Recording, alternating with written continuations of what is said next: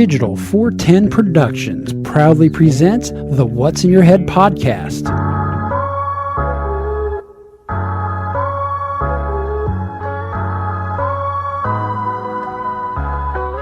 Digitized live from your company name here. Studios in Cape Coral, Florida. It's the What's in Your Head podcast with your hosts Gordon and Don Abernathy. What's up, OG5? It never surprises me how much damage 10 days of open windows and humidity does on a Mackie mixing board. That sucks, but anyhow, we're working on it. Thank you guys for hanging out with us. Another episode of the What's in Your Head podcast. Joining us, as always, from across the country. I was going to say across the pond, but that's the other podcast where we have the Limeys on. But across the country, joining us from Las Vegas, Nevada, as always, my brother Gordon Abernathy. Gordon, how are you doing tonight, sir? I'm doing good. I got a quick one for you. Okay.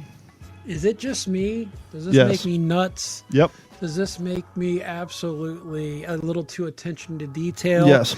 But it is windows down or partially down season in the vehicle out here in the morning. And I have to make sure every window is at the same level across the vehicle, front to back. You know, it's funny you say that, and let me get our other two guests on here instead of leaving them in the wings, and I'll answer your question. And joining us from across the river is the host of the Tackle Your Personal Best Fishing podcast. It's Mike, no use for a last name. And joining us from across the street, that's right, I wouldn't allow the man into my own home, but he's joining us from Zoom from probably 60 yards away, sitting in the comfort of his own living room, is Matt. And we want to welcome everybody to the Four Whitest Names in America podcast. We got Don, Matt, Mike, and Gordon. You can't get much older and whiter than that, so welcome to the show. How's everybody doing? If it ain't Hey, white, Bonnie lad, we're good. To answer your question, when I roll around in the tundra and I'm bumping my hip-hop music or my country hip-hop music, I crack the back windows to get a better bass response. But yes, I make sure they are both at the same level. I can't have one down lower than the other. And especially if it's front window and back window. I don't know if your back window comes down, but they've got to be even too. Oh, that's I crack. You got that line going right across, right? Well, the thing is with these new cars, these newfangled cars, because back when You mean the ones you can't hear an ambulance in? yeah, and the ones where if you open one windshield, you feel like your head's getting sucked out of the fucking boom, boom, boom, boom. Oh, the buffeting, yes. Because when we were growing up, cars weren't airtight. That's why they sank so quick in canals. Nowadays, they take 30 minutes. I know. I saw a Nissan Maxima sink to the bottom of Lake Mead, and it took 20 minutes. It used to just be Volkswagens. But yeah, you could crack one window, and the world was your oyster. Or you could remember the old cheese wedge windows in the front of the trucks, like The one that whistled real good? yeah. Now your kid rolls down one window. The one that the cigarette butt was always hanging out of? We'll be rolling down the street in a Volkswagen, and Sariana will roll down the back window, and I feel like my head's going to explode, and I got to quickly crack another window to keep the vacuum from blowing up. It's fucking crazy.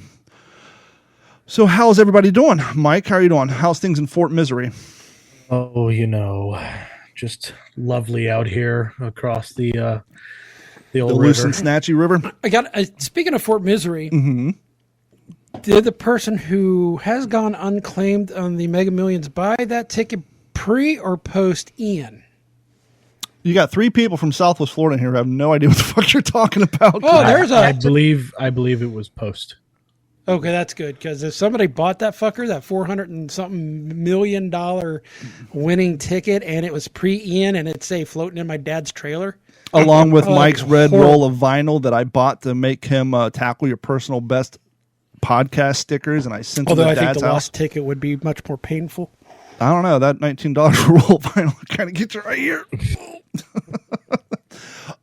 Yes, I'll go more into the story later. So, Matt, you were hunkered down across the street during the storm, which I didn't know because, can't see shit outside. Do you remember at any time during the 9.5 hours of ass whooping that your head felt like it was going to explode, much like when I'm rolling down the street and my daughter rolls on the back window without letting me know? I actually do what I do best, and I just slept right through it. All 9 hours? Most of it, yeah. What time did you go to heard bed? Some noises, but Hey, man, a couple of Tylenol PM.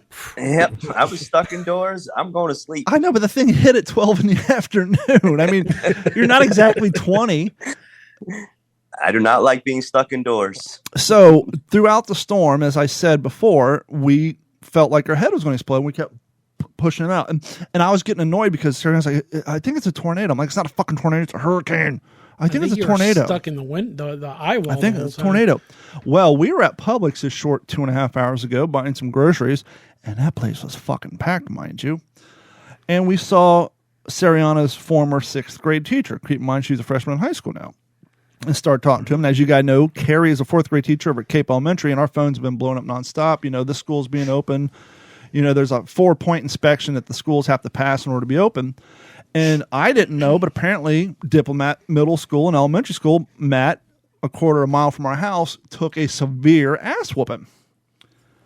And her teacher was saying that according to the aerial drone footage, they believe, looking at the path of destruction, that a fucking tornado rolled through here. So Sariana was right. I had to apologize to her. We did. They do believe, looking at the damage, because there's like a clear line of demarcation of more damage to houses than the other surrounding houses, which obviously in a 30-mile wide hurricane, they should all relatively have the same amount of damage. But they do believe, in fact, a tornado did roll through here, which when I was putting the tarps on the roof, I was looking around the neighborhood, and you could almost see and I thought the same thing, because you can almost see a line of how it zigzagged through like more houses than others lost roofing tile and fences. But yeah. So Matt, apparently not only do we have a hurricane, but we also had a tornado roll through here. Good to know. Which, by the way, feeling lucky. Now you got a nice business. Why don't you put a little plug in there? What you do? Well, I got a company where we manufacture microbes, and the company's called Ecological Laboratories. Oh my God, he's in the biological warfare. Actually, they're quite the opposite. He's in the ecological warfare. That's it. We're getting the world off of chemicals which is poisoning our local waters, chemicals that are poisoning our foods. I basically manufactured microbes that have the same benefits, that whether we're talking about organic fertilization or we're talking about bioremediation, but there's no negative effect at all to the environment. And plug your business name again, because I stepped on it. Ecological Laboratories, ecologicallabs.com. And Matt was nice enough to give me a big ass gallon of something to pour down my toilets to eat my poop and my toilet paper and to keep me from having to flush out so often. But the reason I bring this up is you have a kind of a small campus not too far from here with about 5 buildings or so. And yes, sir. And you got your power back before our neighborhood did, rightfully so, because we got to get the economy up and running, and it's an industrial park, and yada, yada, yada. But I was surprised to find out after having power for a week, did you know there's houses about half a mile from your office that still does not have power? Get out of here. No. I'm still saying, to this day? Yeah. As of yesterday, they're posted on Facebook. And when pulled out of Publix tonight, when you go out by the gas station, there's a sign nailed to the telephone pole that says LCEC, no power, and there's an arrow point. So right across from Publix. And I'm seeing all this footage. Reminds me of the Fix This Road sign I've seen around here. Oh, we have a secret for that. Let me write that down. Cock block. We'll get back to that. Cock block. Okay. So real quick, hold on, Matt, you've got my attention. So is that like a type of bacterium you're using? Yeah, that's it. That's correct. And the biggest secret of our formula is that we actually have a consortium of bacteria, like just tons and tons of them that can work and do many, many different jobs, but we're able to keep them all symbiotically living in the same bottle in a dormant state until you actually crack the cap open. When the oxygen hit kind of wakes them up, that's when the shelf life really starts to begin. And the amount of dosage we give you will last you the bottle you have. So if you have an aquarium, you get a 16-ounce bottle, that will last you 6 months. If you have a septic tank, I give you a gallon, that will easily last you a year. Unless and you're of like course, me and if just we dump it all in. start going to farms and largers, we do 275-gallon totes, but there's still no other competitive product on the market that actually can have the microbes all living together without cannibalizing each other in the bottle. And the most of the stuff that we see that our competitors have are enzymes, spores, and they take a lot longer to grow and actually start to do the job. So that's the problem with trying to do things the green way, is that we're kind of like, we want instant gratification. Well, unfortunately, there's a negative to that, and that's poisoning the earth when you're using these toxic chemicals for your quick fix. But you mean like electric cars? I mean, I even say chlorine in your pool. You're pouring these toxic chemicals that your dog shouldn't be drinking that water, and we're burning your eyes. But we make natural products that do all that without having the negative impact. So hypothetically, if somebody dumped a couple of tankers worth in Lake Zurich over there, the fish would be edible in a couple of generations? Yes, sir. And they would actually grow healthier, bigger, lusher. It's just the colors come out. It is just amazing what it could do. I have another experiment for your company. A few years back, Matt's company finally got allotted a canal. They fenced off during the height of the blue and green algae, and you guys were testing out some of your biologicals showing that you can clean this crap up without putting chemicals in. We were just down on the backside of Lake Zurich, and because of all the construction, there were four porta-johns floating in the lake. Hey. I'm sure they could use some of your product to help clear up that sewage that's floating around in there.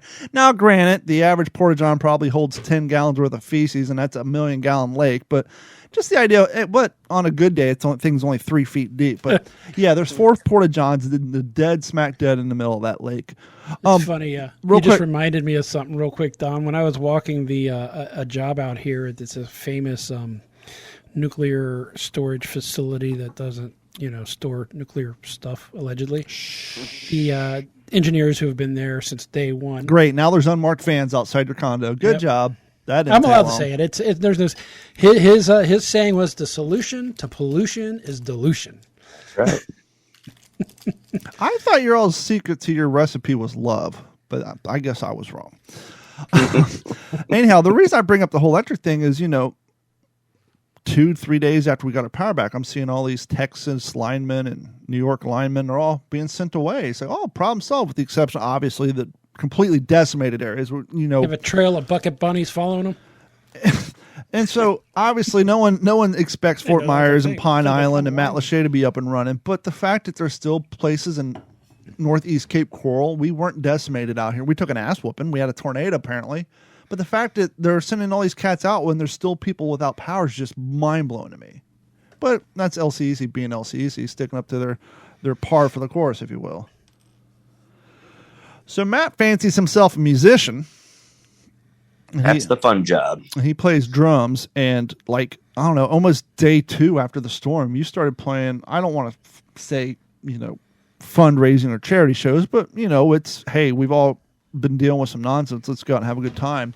Mm-hmm. You've played probably 3 or 4 shows. What are you seeing out and about around, what venues are able to accommodate live music? Well, the unfortunate part, there's probably a good half of the venues which were in these tourist coastal areas that are actually no longer. They're either without power or worse, they're leveled to the ground. Anything on Fort Myers Beach, Sanibel, Bokeelia, Matlacha. And, some musicians, that was their full-time job, playing 3, 4, 5 days a week and just circling the same circuit. And they're gone. And what I'm noticing is the fortunate ones, the bars and the venues that are more inland or just happen to be lucky and not get decimated, they're pulling together and they're basically bringing bands in. They're trying to bring in the staff and allowing different people to come in and have their days and raise money for. Like I know Potts in Fort Myers, each day runs a different restaurant at a Sanibel to come in their staff. The Deck in Cape Coral has been doing the cottage. I saw yesterday was their staff was there. So it's kind of nice to see the community. And I don't even think a lot of these people know each other personally. They just know if they were in their shoes, they would appreciate what they're giving back. And, us as musicians, we're out there just, the band I'm in, we play for fun. We're not actually, full-time career guys, even though we play 3 weekends a month at least. We're just happy just to play and raise some funds for some of these people that are hurting at this time. And I'm just seeing a community coming together, and that's just from my perspective in the music world. And of course, seeing it on social media, you're seeing so many different groups of people, from the restaurant business, and then obviously charities, and even the religions are getting together, and just the sense of community is just nice to see. 9/12 all over again. Yep. Real quick from Facebook, Martin asked from New York, and you just dumped the entire gallon in your toilet for your septic. Probably should have did it in half, but yeah, I just dumped the whole damn thing in there. So if you guys are interested, you can email us at info@d-410.com, and I'll pass that information on to Matt. Matt, what is your major form of resale? Now, not to besmirch your fine product, but I can imagine that there's a little bit of a hurdle to jump because what your product is made of, unlike the chemical-based crap, if one of those bottles gets a crack in it, it's a mite gamey, so it's probably hard to stock that in a retail environment. So what's your major supply chain and who are your primary customers? Well, I mean, that's the thing. I mean, you have to take your negative and turn it into a positive. I kind of went into a whole spiel on how my stuff is different than my competitors, and that's one of the things that people really know about us is the smell of our product. And, bacteria stinks. It smells really bad. It's like rotten eggs. The stronger, that's how you know it works. Yes, and that's our saying. So one of my brands in the retail industry for ponds, aquariums, bird baths, lawn and garden, we have a product. The brand name is Microblift, and our slogan is, if it doesn't smell like Microblift, it doesn't work like Microblift. There you go. And with enough with the grassroots campaigning when we came out, we actually took that as an advantage. We even have a meme out there. If you remember the movie Friday, when the dad is sitting on the toilet and he's just spraying because the stink is up in the air, and we have it says just cracked open the brand new bottle of Microblift. You just gotta run with it. Get your ass 25, 35, 45 minutes. You'll be fine. Boy, get your ass in here. I wiped your ass for 3 years. You can smell my shit for 2 seconds. What did I ask you to do last night? That's it. Yep. Take out the trash. But it is a challenge for people. Don's going to be doing Friday freaking one-liners for the rest of the show, right? It's a challenge. What? You're saying it's a challenge before we stepped on it? Yeah, no, but I mean, it's a challenge at first, but then with enough marketing and education and the product, once I get it in the customer's hands and nothing works like it, it becomes an advantage because people can't duplicate what we have. We have the Coca-Cola of bacteria. It just can't be. Minus the imported coca leaves. So, and that's what I was actually going to ask earlier. Now you've explained it. So there's no free lunch in nature. There's always a compromise. And if your compromise is a little bit of stank for a little bit, I'm sold. That's it. And I told Don, you really should have poured it, when you were leaving for the day, going for work. I gave him the bottle, and Terry's just like, what does that smell? And just you learn to use it the right way. Well, the windows were open. We still didn't have any power, so what a better choice. No circulation. The windows were open. We had a nice cross breeze. I was outside cooking dinner. It didn't affect me at all. It still smelled better than his studio right now. I was going to say. And you're by no means a fly-by-night operation. You guys been around since like 1973? 76. You're older than me. Yep. Mm-hmm. And so, real quick, over across the river, Mike, you are speaking of bad smells. Oh, really? You're in the plumbing industry. What are you seeing on the service calls? You were, since the day after the storm, you were working like doubles and on call, and you just been cashing them checks and bringing that money in. But what are you seeing as far as damage goes and just people and all that from what driving around town? Well, a lot of broken water mains. A lot of well systems have been completely wiped out. There's one here in our neighborhood. You go down, hang a left, Matt, and drive down like Publix. You'll see the guy's shit's all in his front yard. Yep. It seemed like the people who had fences didn't lose their well equipment. The people who didn't have fences lost it. Yeah. Yeah. And, I had this one customer who was actually right on the river, and he has a very large service that goes into his house because he has a very large home. As they do on the river. And everything. The surge completely just eroded away everything underneath his foundation. Oh, damn. I mean, at least a good 15 feet from the edge of his foundation up under his house. And you got to get an engineer with land. You got to get an engineer with one of those like pushy land scanner things out there. Something. I got a question for you, Mike. And because I work in construction, I've worked in construction throughout, built everything from spec homes to multi-million-dollar homes to big commercial projects. Mm-hmm. One thing I always thought was weird with Florida is why is all that shit outside? Where else are you going to put it? As far as the I've even seen the water softeners outside instead of inside. Like I got just all that stuff. It just seems like it could be a lot better off if they give up just a couple of more square feet and put everything inside. Well, it all comes down to builder preference and owner preference. A lot of homeowners can be, very picky and don't want them inside their garage. They want that extra square footage. I've had customers that have said, "Oh, I don't even want the water heater in my garage because it takes up." That's fine. I can sell you a nice on-demand water heater. Right. It takes up a 2x2 space in the corner of the garage. Well, I will say, not to interrupt you, but I will say a lot of houses don't have the advantage. My garage, I have a little advantage. Like where my main garage ends, it goes back like 8 feet where my AC and my water. A lot of people don't have that. And so if their shit was inside, even though none of us park our cars in garage except for Matt because he's got a sweet ass Land Rover, but the rest of us trashy folk, we park our shit out in the driveway. But even if we didn't, it's called use your garage. we wouldn't have room to pull our cars in there because that equipment would take up all that space. And And why I ask makes sense. For example, in our garage, and yes, I could actually fit my Tacoma and a Forester in there, and it's only a 1,700 square foot house, so it ain't bougie. They've actually got a little pony wall, little lifted area where the water heater and the soft water softener goes. And what I found out about water softeners, and this is a good one for Mike, is your standard water softener that uses salt pellets will take the warranty from a hot water heater and drop it from 5 years to 3. Boy, don't we know it, huh, Mike? My water heater's been worked on twice in 1 month. We'll get to that in a minute. But somebody who sells Rinnai says it actually will take a Rinnai or a hot on-demand water heater and basically not even affect its warranty. It'll be like 20 years. Welcome to Home Improvement Talk with 4 old white guys. We're going to continue with our speech. Thank you guys for tuning in on YouTube and Twitch and Twitter and all those other places. Real quick, Matt's building a house down on the river. He doesn't live in a van by a river, but he's building a house on a river, and sadly he lost his pier and some equipment, but he's renting the house across the street from us. And speaking of square footage and people not wanting their shit inside, when Carrie and I are watching that house being built, Carrie's like, "What is that on the back of the garage wall?" I'm like, "That's the washer dryer hookup." She's like, "No, it's not." I'm like, "Yeah, why would a nice ass house put that shit in the garage? Because they don't want the heat and the sound inside the house, and so they actually put it in their garage." So it's better weird for the leveling of the washer and dryer too, especially front loaders. Well, yeah, but it's and what I think it truly comes down to is price per square footage. People don't want to add the additional cost to the building of the house to make room for all that shit inside.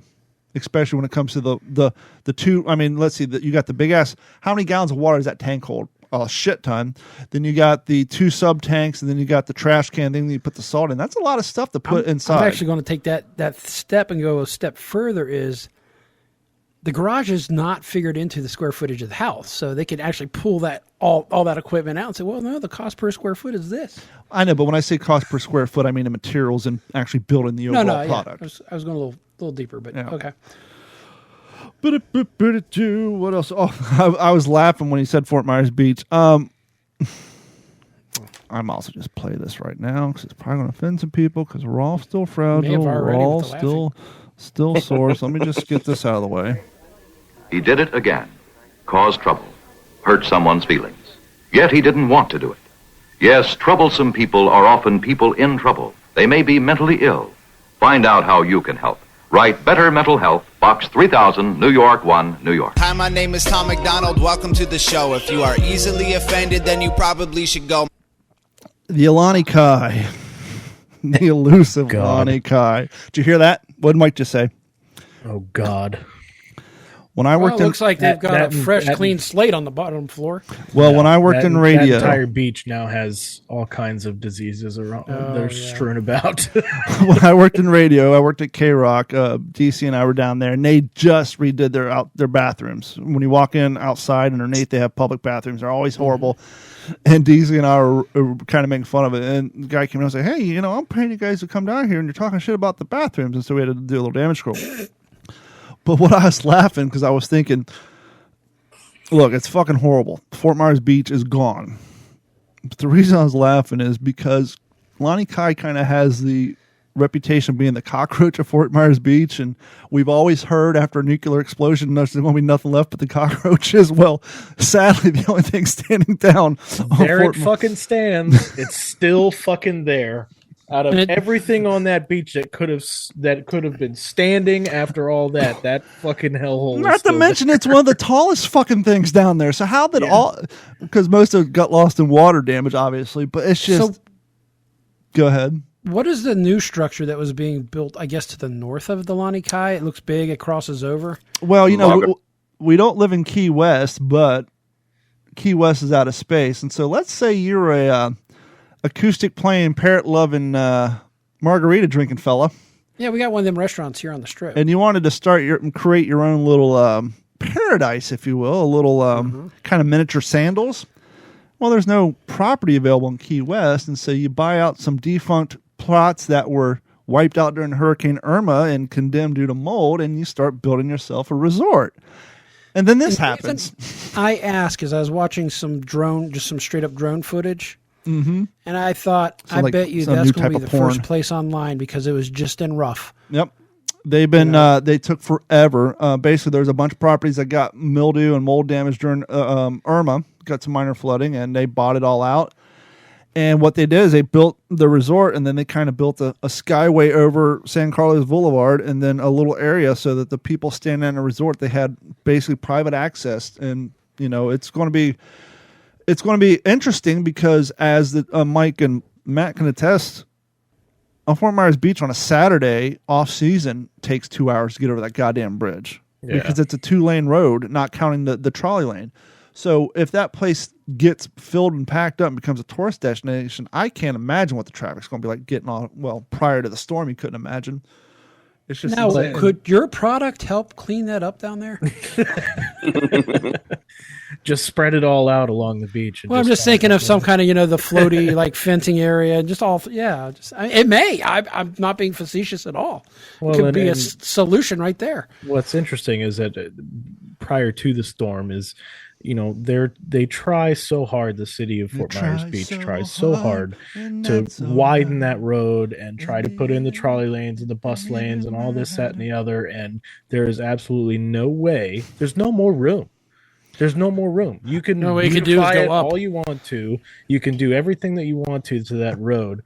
That traffic is going to be absolutely insane every single day during season. Yeah, because you can put in an 8-lane fucking bridge, but it's still going to squeeze down into 2 lanes because that's all the room they have. And the most. Does this give them the opportunity to now widen that? No, because once again, to widen the road would be to tear out all the property because it's a thin island. Yeah, right. The city doesn't own any of those lots or any of that property. They could do eminent domain, but by the time they tore out all those locations to widen the road, no one would go down there because there's nothing to go to. Right. But yeah, and that's no different than when they did the widening project on 75. The funny thing is, the most proficient, most effective thing they did was put in the revolving stoplights. So left lane goes, right lane sits, and then you always have that asshole keep switching from lane to lane. Here too. That's the most efficient thing they ever did down there. Have you ever seen a dynamic speed limit zone? Oh, I just had a thought. Hold on. So there's a really squirrel. Sorry, I know the lady who owns this place. Hi, my name is Tom McDonald. Welcome to the show. If you are easily offended, then you probably should go. Back when I had Dollar Bowl night, my buddy's girlfriend, who used to bowl with his mom, owns the place. There's a really shitty strip club right before Fort Myers Beach that's ironically called Hurricanes. Is that place still standing, or did the hurricane wipe it off the fucking map? I don't know. Matt, you seem the type of guy who might frequent said facility. Has anybody heard? Is Hurricane still standing down there? Not sure. I thought you panty fleas. I mean, fantasies. Oh, is that what it was called? Yes, Fantasies on the Beach. That's right. Yeah, yes, that's what it was called. Panty fleas. What was their catchphrase? Non-topless adult or non-stop? I don't know, but yeah, a place was a dump. But it's funny. Deja Vu out here, Little Darlings. I think that's the full nude BYO. Bring your own booze establishment literally had on their sign, now hiring anybody that shows up. Yeah. When I went out in Vegas. Dear God, you're going to have all these homeless, toothless, tweaked out Hey man, crackheads. There's down an there. ass for every seat. There's a fetish for everybody. There'll be somebody in there who's. The smell will be bad enough alone to turn people away. Well, what would be worse, the smell of those particular entertainers or the type of guys who like that entertainment?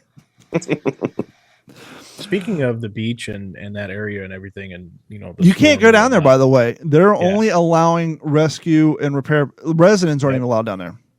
Well, prior to the bridge, I have a customer that lives down In the trailer park?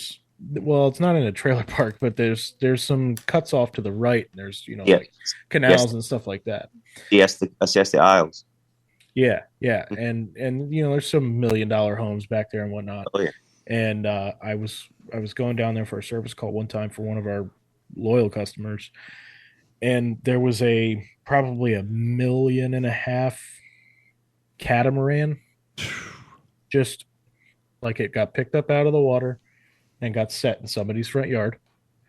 Like some mad kid picked it up, and threw it over there. Somebody got drunk exactly. at high tide and parked it and walked away. Exactly. So we went down. We went down the street, and we're looking, and just trash upon trash upon trash is just lined the streets. So we were talking to the customer, and he was like, "I was here throughout the entire thing," and he was like, "I thought we were gonna fucking die." Yeah. And he was telling us about the surge and everything like that. His the ground outside his house sits 12 feet above the canal. His house sits another 3 feet above that, his bottom floor. 16 feet above sea level. The water was 2 feet in his house on his geez. bottom floor. So 18 feet surge at his house right there by the beach. There's a video on TikTok God of a damn it, guy Rich, I got it right. on the top of his roof and the water's. I thought it sucked right out in my bedroom on the comfortable floor in bed for 9 hours. Could you imagine riding that shit out, grabbing onto like your roof for 6 hours? That's just got to be insane. God damn it, I should have left. Well, we talked about that. We've been hearing for 20 years that, the boy who cried wolf, and the wolf finally came, but for 20 years it's always been the same story, and then shit never came. And as I was saying on What's the Scuttlebutt last night, in all the years you have hurricanes, this is the most damage I've ever taken, and we've had the minimum considered. But let's say my roof didn't get damaged. Let's say I didn't get both cars damaged. Let's just say my fence. Just the amount of money that we spent on food, water, and gas for 10 days. Not to mention, at $4 a gallon, the price to evacuate. And, oh, by the way, Tampa had 2 days. We only had 24-hour notice. So would you rather write out a 32-mile wide, 8-mile-an-hour hurricane in your home or in your car on the interstate somewhere? Because where the fuck do you go? Yeah. We got 4 lanes going north, and you're stuck. God forbid if you're in a Tesla that gets flooded. Oh, they're all blowing up left and right. Well, they catch fire for sure, and that's the corrosion coming in, and the water and lithium, no good. That is definitely for sure. I think we're going to have to re-engineer some things for sure. So we're going to change up the... Put them in a Pelican box. You'll be fine. We're going to change up the topic a little bit. Gordon mentioned potholes earlier, and I jotted down the note cock block. Okay. What does one have to do with the other? Well, here's a little secret for you. Even if you live in the worst cities, regardless of any place in California because they don't care, but if you live in a normal city and you have potholes, and this experiment was brought to fruition here in Matt and mine's own neighborhood. Matt, you probably never noticed, but when you come in off 28, if you hang a left, you'll see a perfectly black square of pavement in the middle of the road. That is what we refer to as the Cape Coral cock block. The reason that black square is there is because some enterprising young men spray painted a giant penis in the middle of the road. And you can't have that. And you can't paint over it because as traffic goes by, the paint wears off and the cock reveals itself. And so they literally paved over it. I have seen videos on TikTok where I got a pothole out in the street and blowing tires and city doesn't do anything about it. Get some spray paint, you paint a big cock around it, and lo and behold, the damn thing's filled in before you know it. So the lesson being, if you have potholes in your neighborhood, sneak out at night, put on some black, spray paint a big cock, you can make it uncircumcised if you want, if that's your persuasion. Do you, boo-boo. Paint a cock. Hell, paint 3. We don't care. And I can almost guarantee you, before too long, and enough Karens call about a cock that's going to offend the delicate eyes of their children who are already watching porn on their phones that they don't know about, are going to get the ODOT out there real quick to patch that shit up, and your pothole problems will go away. So just try that out. So if you want to do a little grassroots pothole fixing, all it does is cost you about a $4 can of spray paint. And from the AP, Fort Myers, Florida. Man arrested for painting cock on street. Well, they would say penises, sir. We can't say cocks. That's not nice. Speaking of oil, gas, and insanity, Exxon has evacuated Russia. Did you hear about this? Gordon, you've been staying up on the Ukraine-Russia nonsense. I've actually, I have not heard this story, though. Exxon, let's see, Dateline CBS News as of yesterday, the 17th of October. Exxon fully withdraws from Russia after Putin seizes assets. Wow, they nationalized something? That's not a communist country that I know. ExxonMobil on Monday said they're fully exited Russia, with the energy giant saying that President Vladimir Putin has expropriated the assets in the country and, quote, ultimately terminated, end quote, the company's Sakhalin-1 oil project, some Russian name that I can't pronounce. Almost looks Native American. But anyhow, I digress. Quote, with 2 decades, the Russian government has ultimately terminated our interest in the pipeline that I can't pronounce. The project has been transferred over to Russian operator, and ExxonMobil spokesperson said she didn't disclose whether or not Exxon received compensation for the assets. I bet you they didn't. That's not how nationalization works. Read Atlas Shrugged, you'll learn something. But added that Exxon plans to reserve its legal rights under the international law and its production sharing agreement to persuade remedies. So that sounds like they didn't get shit except for a kick out the door. Russia moved to seize Exxon's assets come after 7 months of negotiations over the transfer of the company's stake in the project, according to Reuters, which first reported the Exxon move to complete its withdrawal from the country. Quote, we made every effort to engage with the asshole who's running this shithole country, said Exxon spokesperson. In March, the energy giant announced that they had planned to exit Russia in response to the nation's invasion of Ukraine, and that it would not make any more investments in Russia, them and everybody else. Exxon Russia's holdings were valued at more than $4 billion as of 2021. That's a lot of what kind of shitty currency they have over there. According to the company's documents, the project, which Exxon has managed since 2005, thank you very much, that is rubles, according to Gordon, has generated $16 billion for the Russian government, according to Exxon. Earlier this year, Exxon took a $3.4 billion after the tax charge for the project and its assets. It also said that the operation represented less than 2% of its total 2021 production, or about 65,000 barrels per day, and 1% of its operating earnings. So they are pulling out, which is, we know that the other pipeline got blown up. We know the bridge got blown up. And now they're bouncing out of there. And things are not going well over there.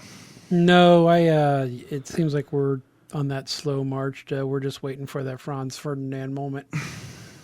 There's got to be somebody over there that's willing to do the thing. Well, if you notice, some of his some of the people in his close circle had some accidents here over the last couple of months. Yeah, from what I understand, he's like basically eating in a room alone, or like at a 2-mile long dinner table with the guy way the fuck down there. I hear that there's actually getting to be more and more civil unrest in Russia, which is what we need. Mm-hmm. Maybe he will be defenestrated. Ooh, there's a good. I know what that means. Test for Mike and Matt. Who knows what defenestrated means? You have 10 seconds. It happens so much that there's a definition. Boom, boom, boom, You got me, Mike. Boom, boom, boom, boom, boom.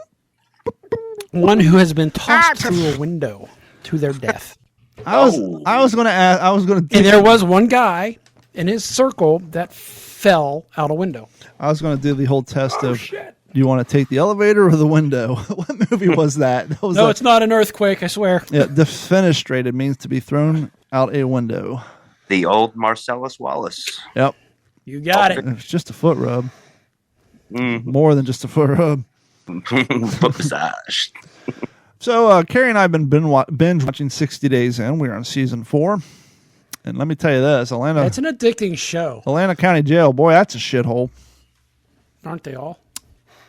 Now, they go into this project claiming, the sheriffs do, that they want to fix their system.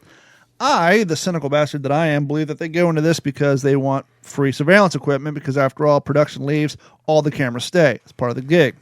And it helps get funding later, I'm sure, too.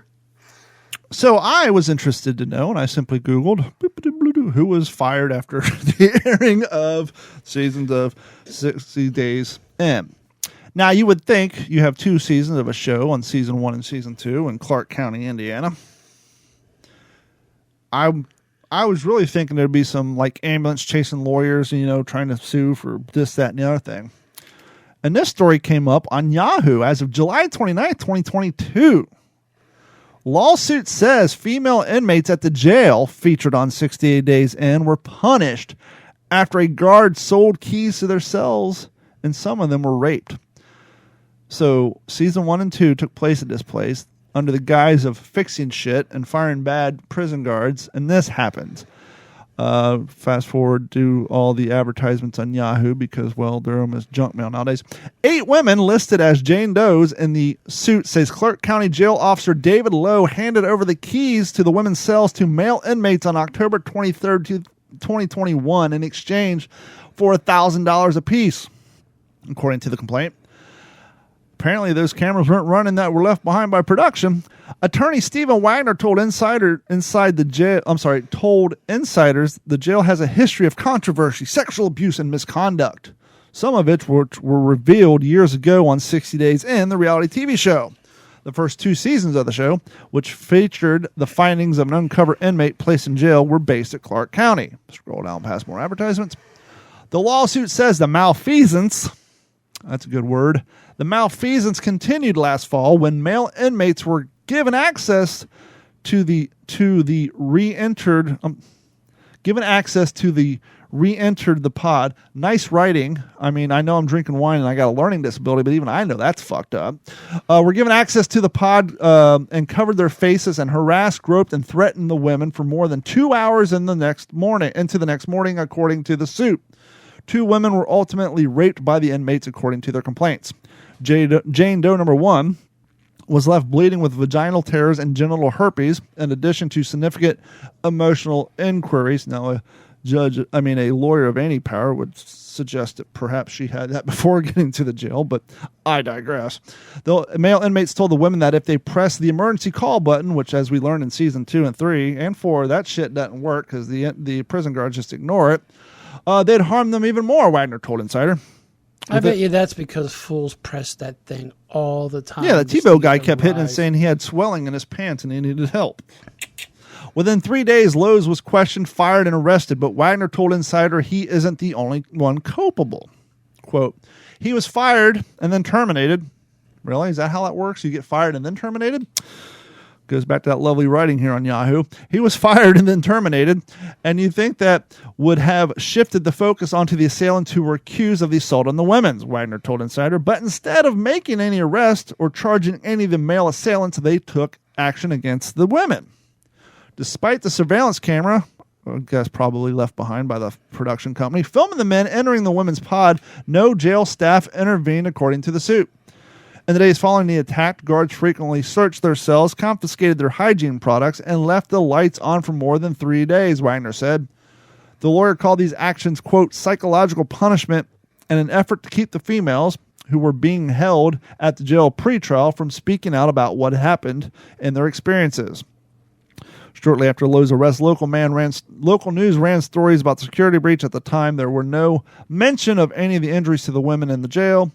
A probable cause affidavit reviewed by WDRB said Lowe admitted to allowing inmates access to secure areas of the jail for payment. My question is, where do these guys get thousands of dollars to pay for keys?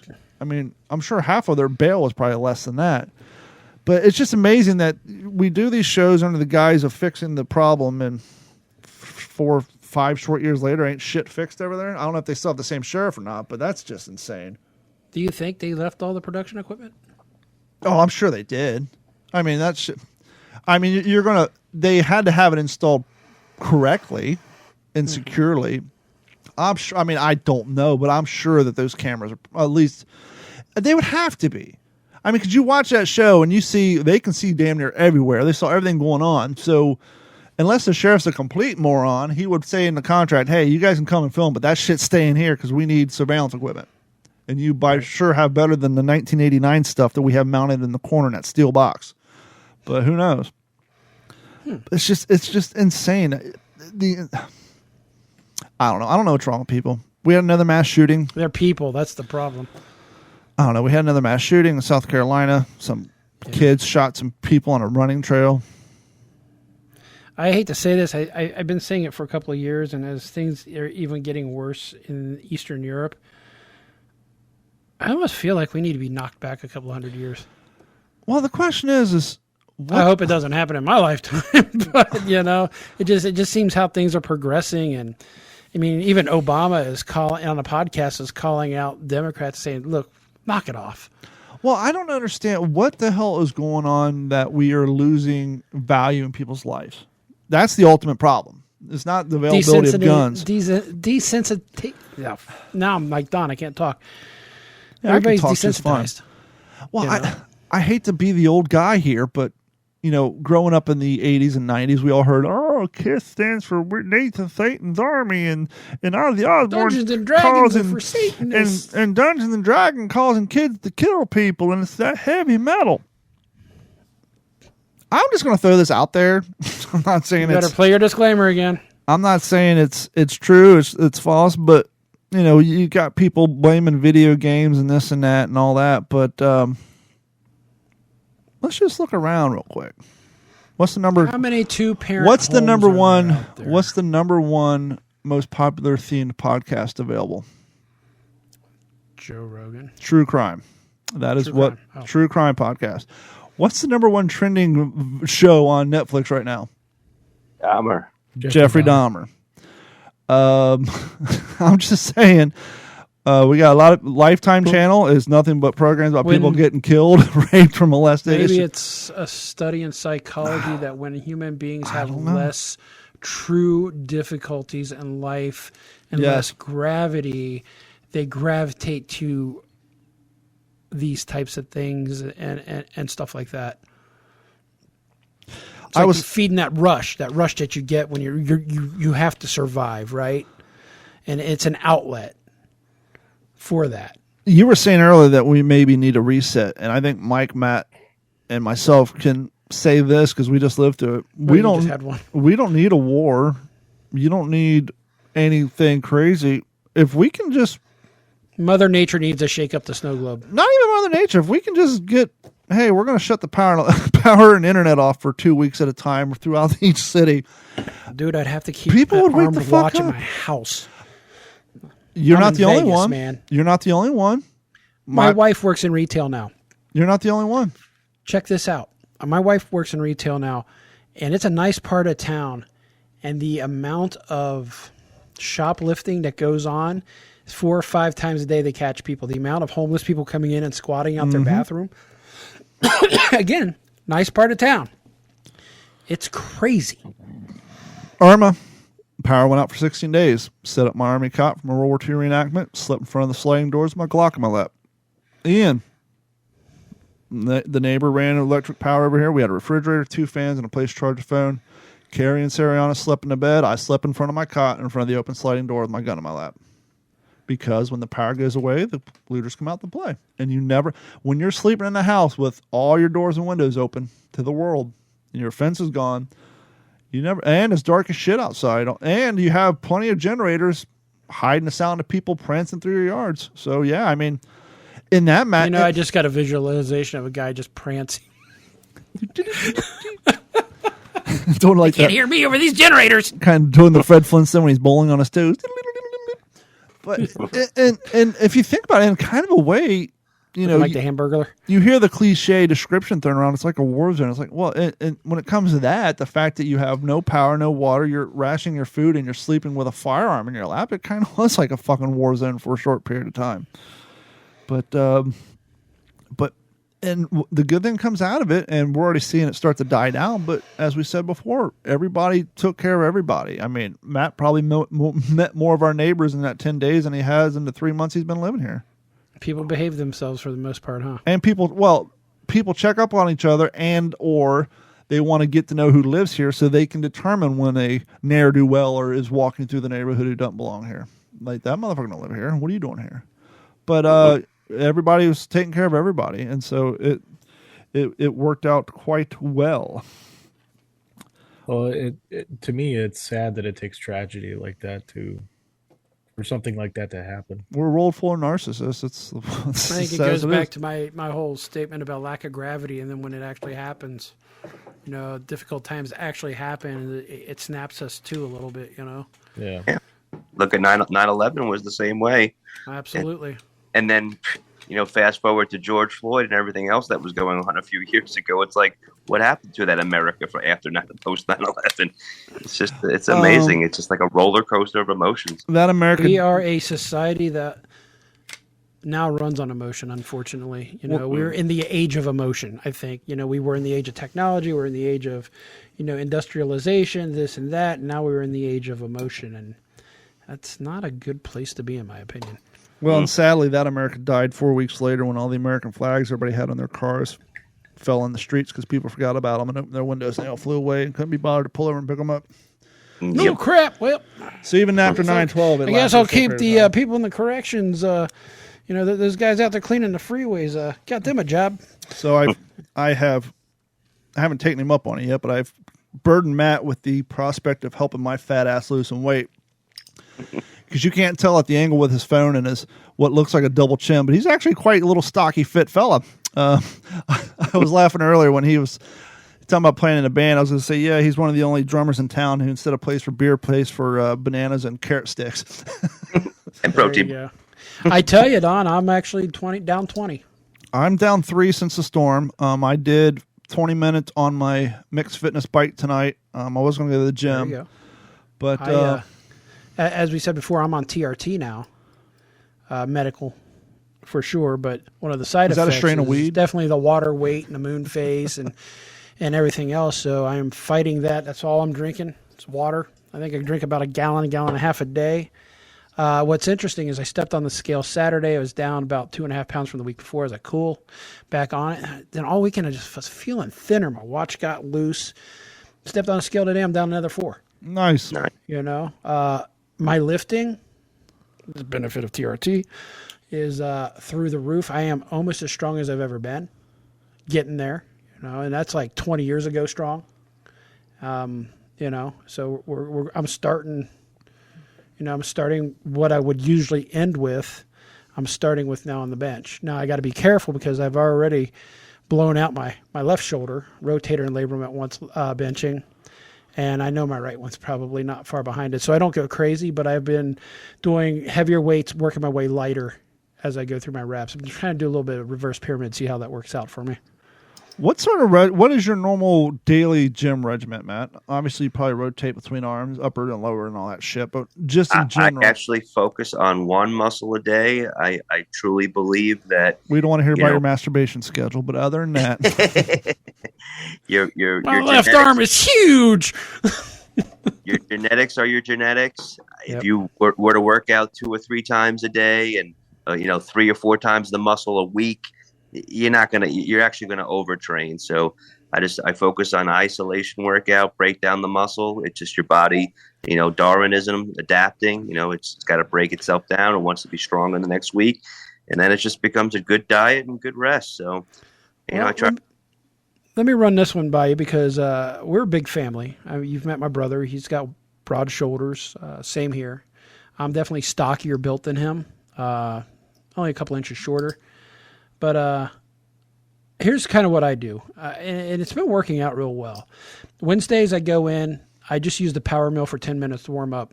I tell me, cardio-wise, I don't think anything kicks my ass like the escalators to nowhere.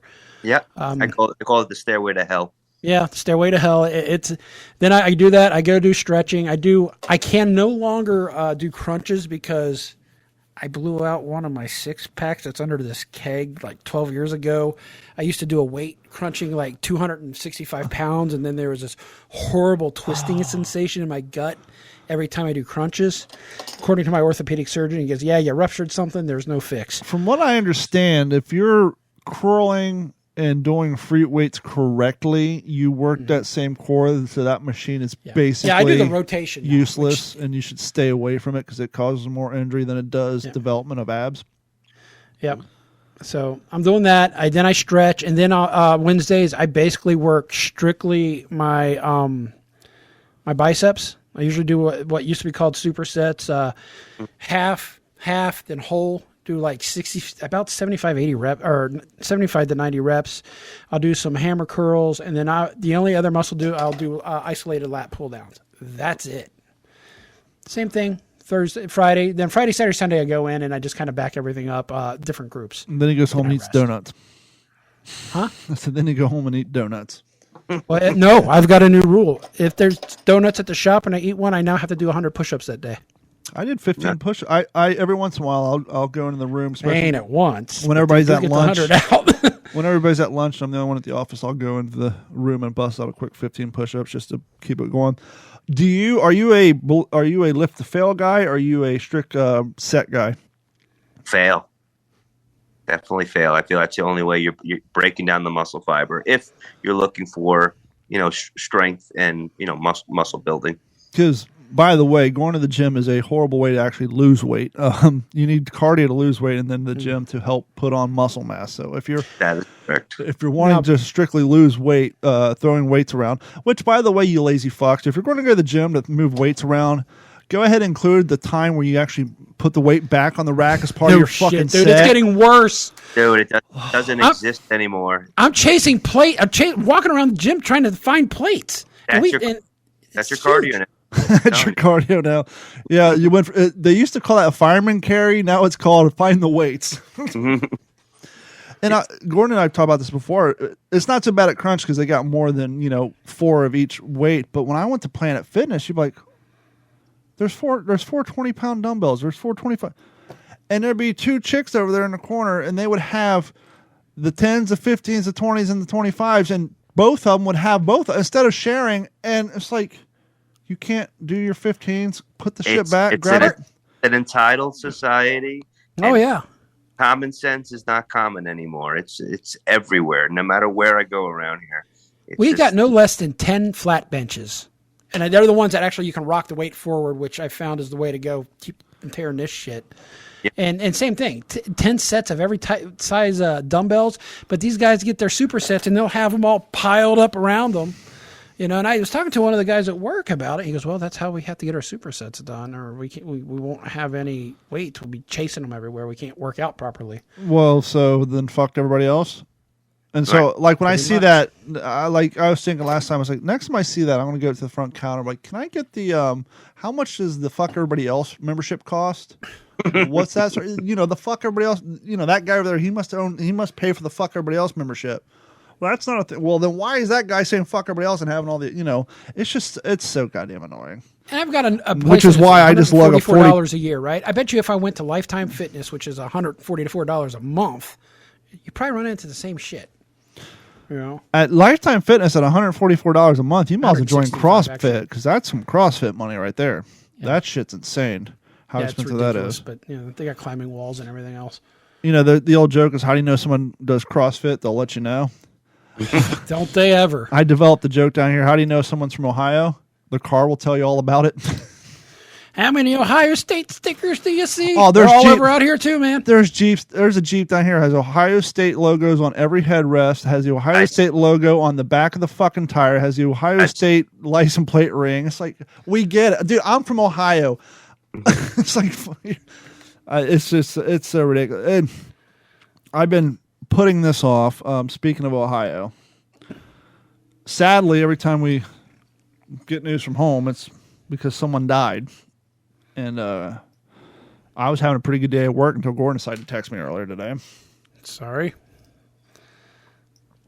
A gentleman who was my roommate and best friend before I left Ohio to go to California. We went to high You school went together. to high school together too, right? We went to high school together. He didn't complete.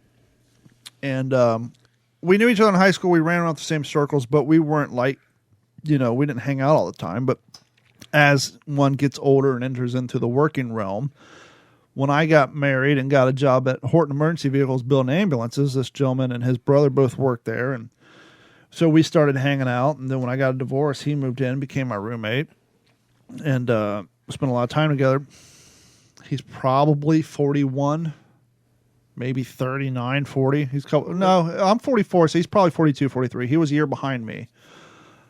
Don't know exactly what happened other than the fact that he did not wake up for work today. Passed away. I have a little more details, but I'm not going to go public with it because his family hasn't released it. As of right now, it's nothing nefarious or anything like that. Just seems to be health related. But speaking of being old white guys, it's just crazy how the older you get, the more and more this happens. And sadly, before I was 18, I'd already gone through 10 funerals, and 3 of those were family members. The rest of them were people my own contemporary age. So, but it's just hard, man. It's like, it's one thing, family member, an older person, or, somebody else, but it's like when somebody younger than you dies, it's like, and it's not like of a car accident or, We'll just say natural causes. Yeah, it's like, holy fuck. Yeah. And I don't know if that's what made me that reminds us how much older we're getting, right? Yeah, I was going to say, I don't know if that's what made me get my ass on that bike tonight when I was cooking my food, but it's just like, I don't know, it's just rough. And so we lived together shortly after 9/11. Mm-hmm. And Gordon and I talk about rehab on this show a lot. The album Southern Discomfort came out right around the time, and this person is actually the one who introduced me to that group. And we used to ride to work together every morning. We wore the fuck out of that CD. And so tonight on the way home, I pulled up Spotify and pulled up Southern Discomfort and was listening to the songs. And I don't know, it's fucking rough. Sadly, all the photos I have from him is from 2000 because I left Ohio in 2001. But I don't know, man. It's just rough sledding. It just goes to show none of us are invincible. And so some of y'all sitting at home or listening to this in your car, and you've been thinking about maybe doing some lifestyle changes. Now, once again, I left 20 years ago, but when he and I lived together, we were both 2-pack-a-day smokers. So I don't know if he ever quit or not, but I don't know. It just seems like the way the wind's blowing, it was probably maybe health related. So I don't know. It's just a reminder that we're not getting any younger, and we're sure as shit ain't getting any more durable, despite increases in medical technology. So, so just take that into consideration when you guys are sitting around doing nothing. But I don't know. Kind of went through this when my stepmom died.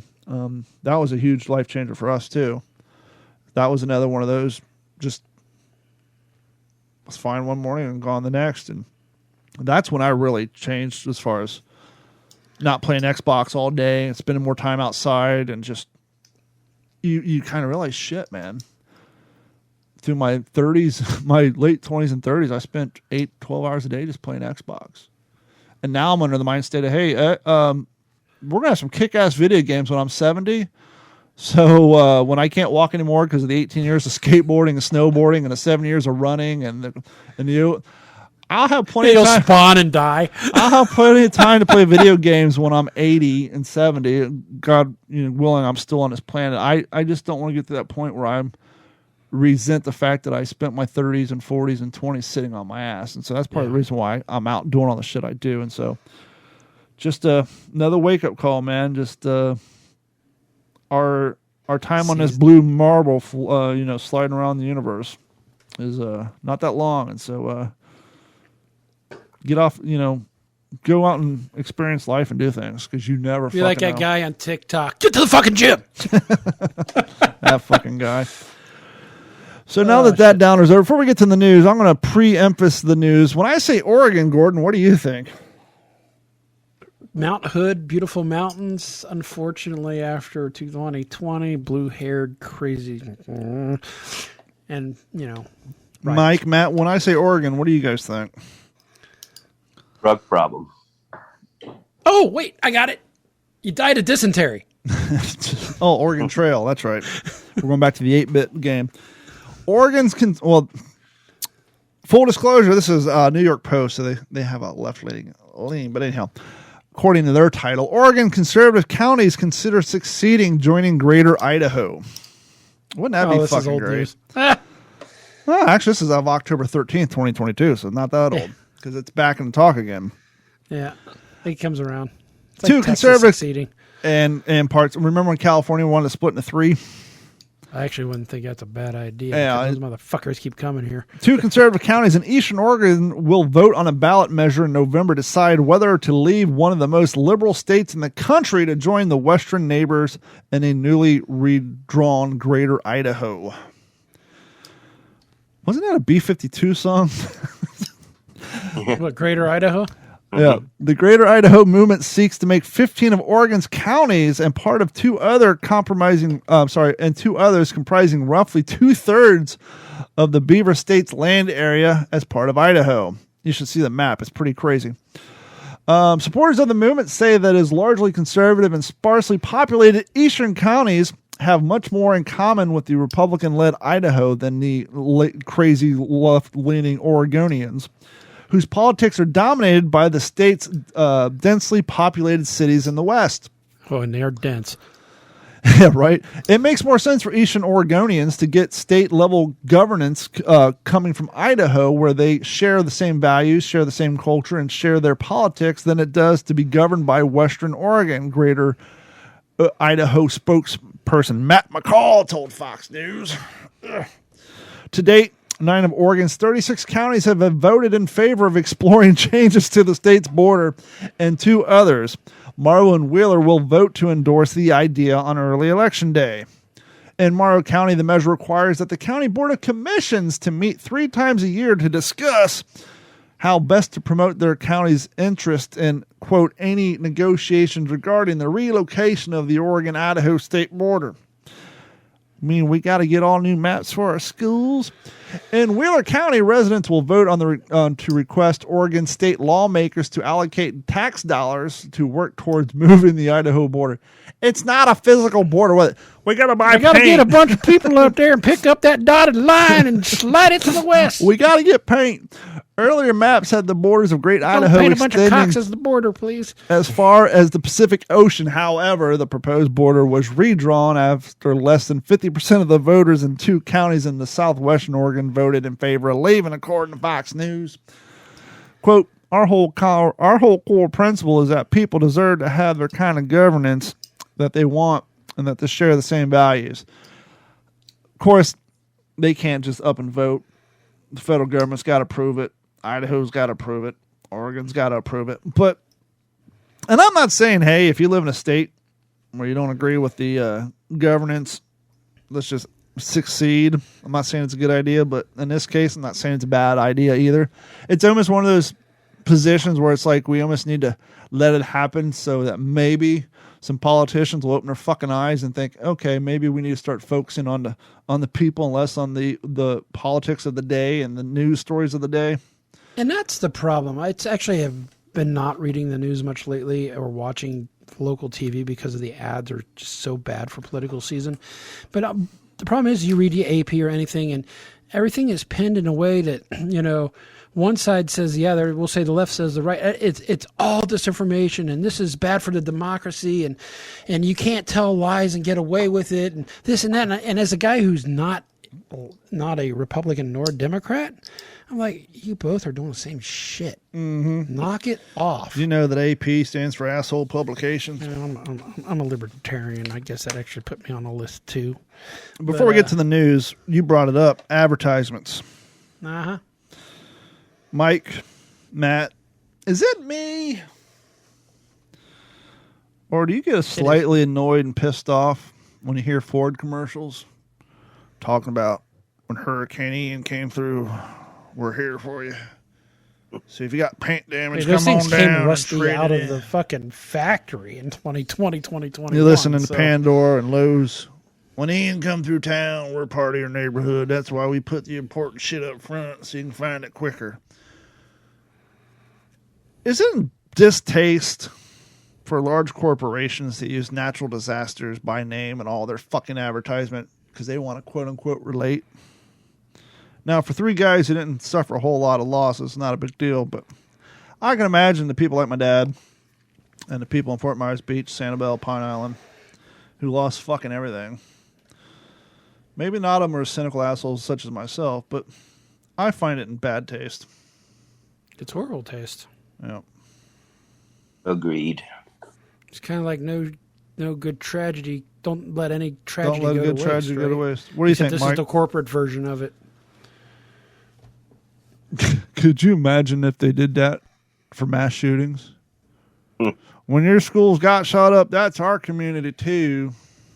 So if your car's got any bullet holes in them in the parking lot, come on down to Rick's car lot. We'll fix it real good. No, that shit wouldn't fly, but, hurricane come buy an F-150 and get an AR. Protect yourself. Yeah, right.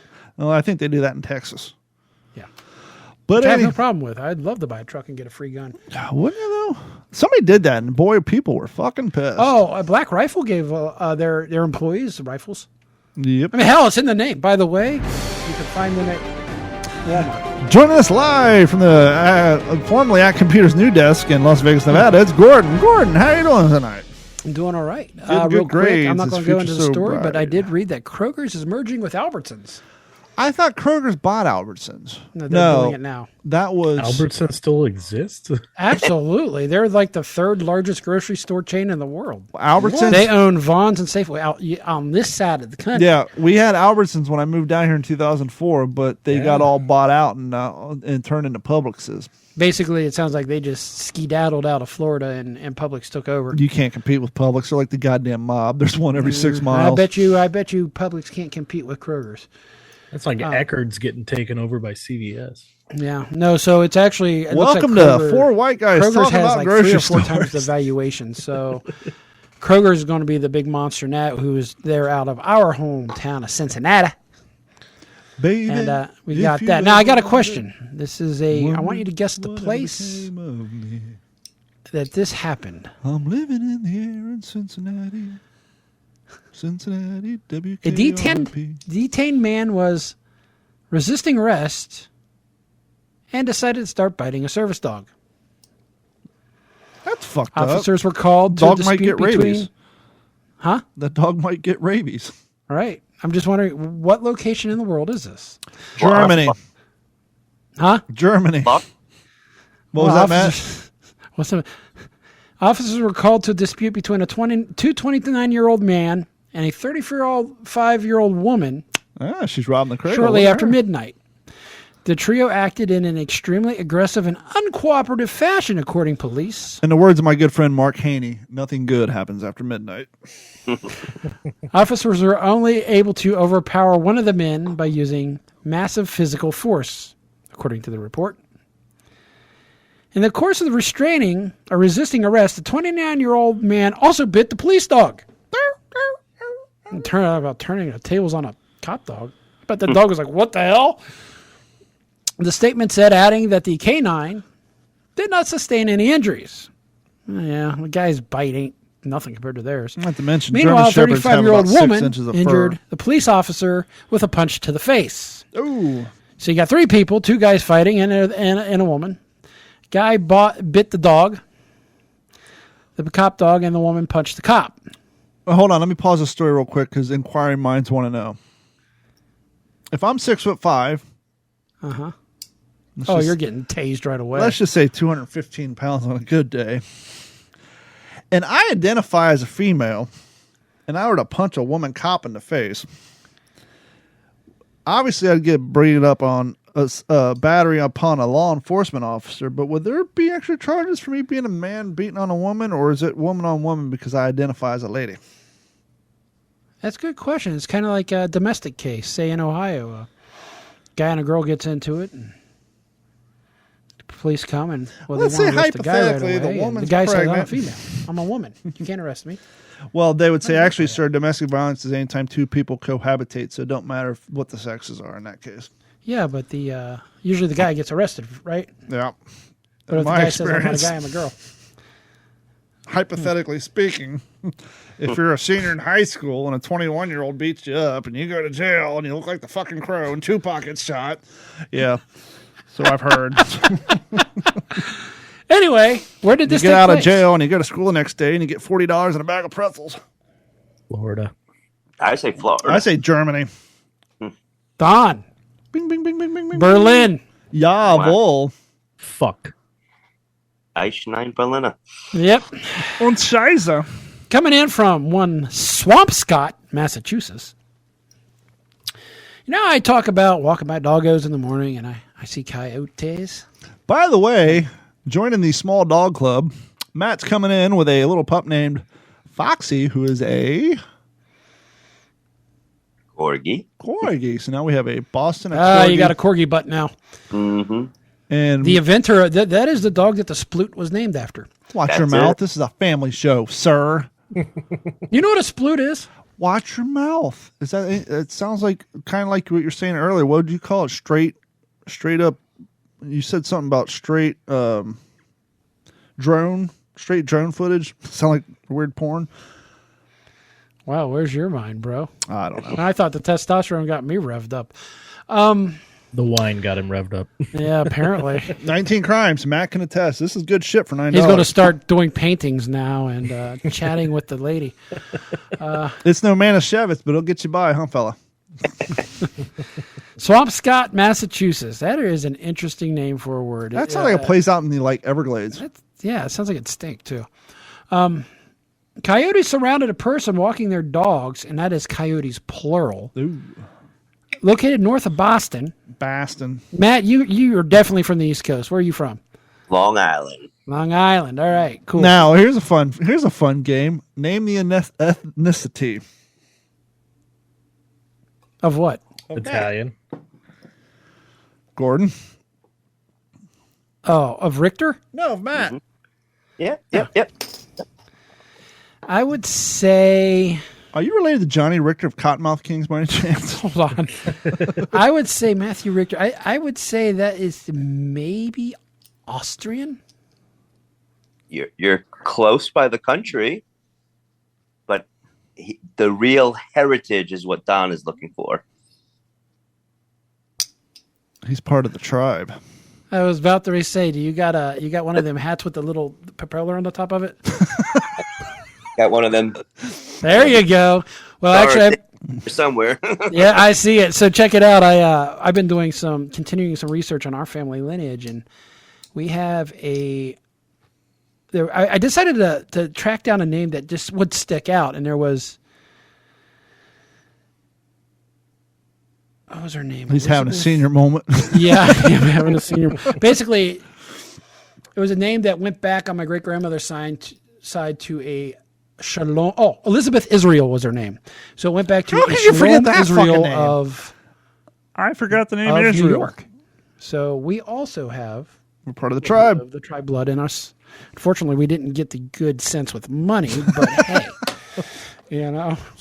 No, the white trash Irish side came out predominantly on our family for that. Scots. That's a Scottish last name you got there, bud.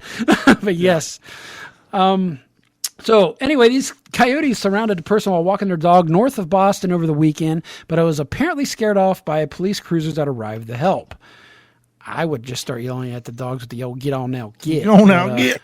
Go on, scoot! Police in Swampscott received the call around 9:30 p.m. Saturday from a dog walker who said they were surrounded and that the coyotes were not backing down. According to police on a Facebook post, the officers counted at least 9 coyotes, and they retreated after the arrival of the cruisers with their flashing lights. Police escorted a dog walker and their pet to their home with no additional danger, of course. Police also posted tips for the Humane Society with how to deal with bold coyotes, urging residents to be aware of their surroundings when walking the dogs, especially in the evenings when the coyotes are most active. I find it about 4 a.m. here. And police are recommending people bring noisemakers, squirt guns, or pepper spray with them to scare the coyotes Or just away. bring a fucking gun. Can we... These northeastern states. Technically, I'm not even allowed to discharge an air rifle in this fucking settled in 1629, incorporated in 1852, and they're telling people to bring bear spray. How many people do you think live in a fine incorporated area of Swampscott, Massachusetts? 14,000. 60,000. 60 with a 0? Yes. Matt? 8,000. And Swampscott, you telling me a lovely place such as the famous Swampscott, Massachusetts has 8,000 people? Mike, if I had money, you would win. 15,111 as of 2020. You're right there on it. Now, I will say if we were playing by Price is Right rules, Matt would have won. You got close without going over. But, and final story is one I alluded to earlier in the show. Coming in out of Tallahassee, Florida via the AP, a winning $494 million with an M dollar lottery ticket was sold in the city battered by that's only $331 million after taxes, son bitch. And if you take it all at once, you're getting half of it. Mm-hmm. But a winning lottery ticket worth the share of $494 million Mega Millions jackpot was purchased in Southwest Florida City, hammered by Hurricane Ian late last month. So what you're saying, some hurricane rescue worker came down here and bought a damn lottery ticket and went back to Jacksonville and won the fucking lottery. Yeah, some lineman who scored with the bucket bunnies really big also scored big on his money. Florida lottery officials Monday said one of two winning tickets that was purchased at a 7-Eleven in Fort Myers, and the other winning ticket was bought in California. God damn it, I bought all mine in Montana. Hurricane Ian made landfall. Imagine having to drive to another state to get a fucking Powerball lottery because you live in a fucking weird state. Oh, you guys can go down and spend your life savings at the fucking casino and the gas station, but if you want a lottery ticket, you gotta go across the border. Prostitutes, but you gotta go. You're like somebody living in Ohio driving to Indiana to get fucking fireworks. And, by that. So Hurricane Ian, as we know, made landfall as Cat 4. I'm really surprised they didn't upgrade that to a Cat 5 at some point. No, it was like 2 miles an hour off. 2 miles an hour. Yep. Come on, just round up. What's 2 miles an hour at this point? I mean, it's like, okay, now it's a 5. Has been blamed for more than 100 fatalities in the state and the third deadliest, blah, blah, blah. We know this. So according to Florida, lottery winners have 180 days to claim their prize. Under new state law, lottery winners can remain anonymous for 90 days from the day they claim their winnings. For 90 days? So that means you have 90 days to dodge your fucking relatives? Well, down there, you're going to be dodging more than relatives right now. Hey, you want to invest in the Lonnie Kai and pick it back up? We need some new sky tables up here. So past winners have also set up legal trusts. I've always thought of what would happen if, the rare cases I buy a lottery ticket twice a year, wins is nobody knows shit. They'd be contacted by my lawyers. I'm sorry, but if you won the Powerball and you want to invest in a business on Fort Myers Beach, you need to bring back that little white place to the right of the Lonnie Kai that sold the world's best black and grouper. Was that the one that still had the American flag still standing? Probably. That was the place we all went after Melody's funeral. Yeah, that's where I was supposed to play last Friday. What was it? My last gig. That was one of those joints that had like 2 names. The Cottage, the and Cottage. Shuckers at the Cottage. Yes, they had the best black and grouper on the fucking beach. I think that's when I first came down to see Don. I was like, gotta go here, gotta get that black and grouper. That was my favorite place. He talked up that black and grouper like he talked up maybe more so than In-N-Out when he first moved to California. No, I was more on the Baja Fresh bandwagon back then. We still have one here. I haven't been there in a while. Yeah, but the closest one's in Tampa Airport. So you have to fly out of Tampa now. Oh, yeah, you. That is it for news. There goes the quality of our production of this fucking show. This concludes the evening news, and now back to the ACT Computer Studio in Cape Coral, Florida. It's no longer the ACT Computer Studio, and if you want to sponsor the studio, please send us an email at info@d-410.com. And while you're on your computer sending an email telling us how bad we suck, please head over to d-410.com, click on the Patreon link, and like and subscribe and sign up. It'll only cost you $1 a month. And it'll go a long way to help buy me $9 bottles of wine so I can get drunk on the podcast like I've been doing lately and help contribute to things we do on the show. And while you're there, also go to YouTube channel and watch some of our videos and our fishing content. And while you're also at d-410.com, up there in that toolbar, click on the Tackle Your Personal Best podcast and check out Mike's podcast. Episode 7 and 8 are up right now. You can find all of our podcasts here on the Digital 410 network on iTunes, Spotify, Google Play, and where any fine podcast, and, well, let's face it, there's 200 million podcasts enrolled. Any mediocre podcaster found. Download them and enjoy them today. That is just about going to wrap it up. I want to thank Mike, Gordon, Matt, and everyone for hanging out with us and contributing. And we're going to about wrap this bad boy up. And I want to say thanks to everybody, and we will talk to you all next week. This has been a Digital 410 production.